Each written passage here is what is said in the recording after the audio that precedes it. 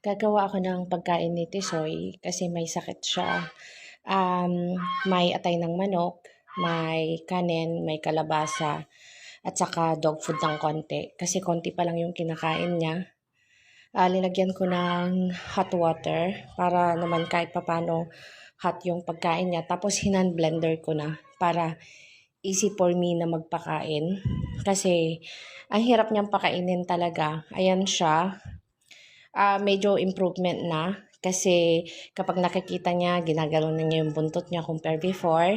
May dextrose powder siyang, ako na nilagay ko. Bali 2 days na siyang hindi kumakain. Yung talagang sinusubuan ko pa konti-konti like dito sa video na to. Ganyan talaga ginagawa ko. Tapos pinupunasan ko siya before, bago ko siya pakainin.